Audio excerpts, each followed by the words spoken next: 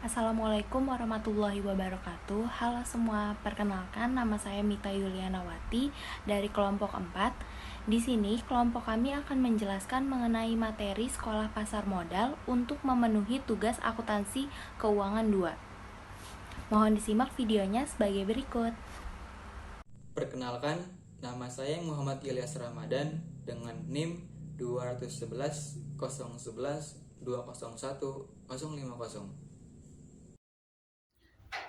Perkenalkan, nama saya Meliana Rahayu dengan NIM 2110111200273. Halo, perkenalkan nama saya Enurjana. Untuk materi yang pertama, saya akan menjelaskan pengertian dari pasar modal.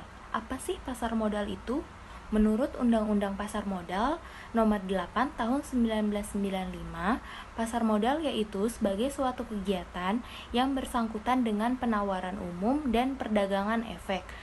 Perusahaan publik yang berkaitan dengan efek yang diterbitkannya, serta lembaga dan profesi yang berkaitan dengan efek.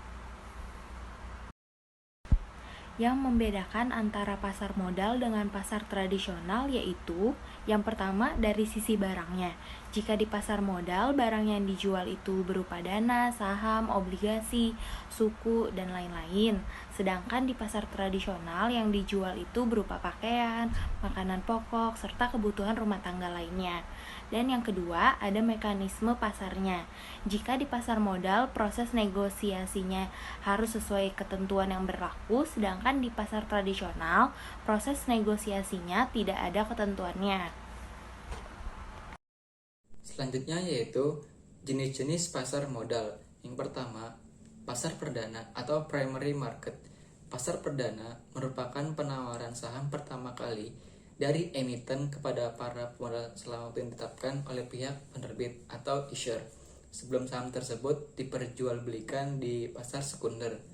Dan yang kedua, ada pasar sekunder atau secondary market. Pasar sekunder merupakan tempat terjadinya transaksi jual beli saham di antara para investor setelah melewati masa penawaran saham di pasar perdana dalam waktu selambat-lambatnya 90 hari setelah izin emisi diberikan, maka efek tersebut harus ditetapkan di Bursa Efek Indonesia. Baik, setelah itu ada fungsi-fungsi pasar modal. Yang pertama, fungsi ekonomi. Dalam ekonomi pasar modal memiliki fungsi menyediakan fasilitas yang mempertemukan antara investor atau pihak yang memiliki kelebihan dana dan issuer atau pihak yang memerlukan dana yang memiliki kepentingan yang sama. Yang kedua yaitu fungsi keuangan. Jadi, yang diharapkan dengan adanya pasar modal dapat meningkatkan perekonomian bagi pihak perusahaan, dapat meningkatkan pendapatan yang pada akhirnya dapat memberikan kemakmuran bagi masyarakat luas. Baik, materi selanjutnya mengenai produk pasar modal. Yang pertama, ada reksadana. Reksadana adalah sertifikat yang menjelaskan bahwa pemiliknya menitipkan uang kepada pengelola reksadana untuk digunakan sebagai modal berinvestasi. Reksadana itu sendiri memiliki berbagai jenis, yaitu reksadana saham, reksadana pendapatan tetap, reksadana campuran, reksadana syariah, reksadana penyertaan terbatas, reksadana pasar uang, dan efek baragun aset. Produk pasar modal yang kedua ada obligasi. Obligasi adalah surat berharga atau sertifikat yang berisi kontrak antara pemberi pinjaman dengan penerima pinjaman.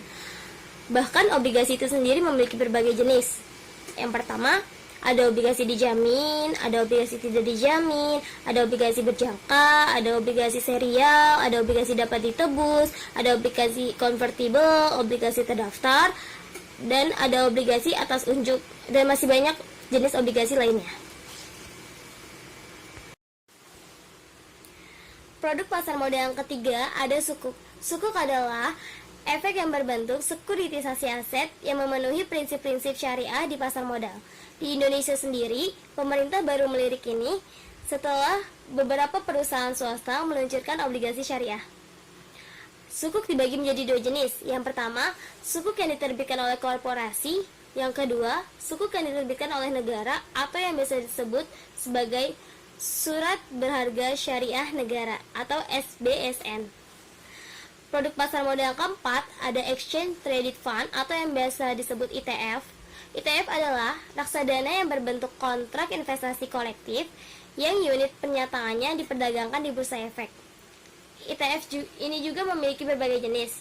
Ada ETF obligasi, ETF saham, ETF industri, ETF komoditas, ETF mata uang, dan yang terakhir ada ETF terbalik. Produk pasar modal yang terakhir ada saham. Saham adalah instrumen investasi yang paling banyak dipilih oleh para investor, karena saham mampu memberikan tingkat keuntungan yang sangat menarik. Saham itu sendiri memiliki definisi sebagai tanda penyertaan modal seseorang atau pihak badan usaha dalam suatu perusahaan atau perseroan terbatas. Saham juga memiliki dua jenis, yaitu ada saham preferen dan saham biasa.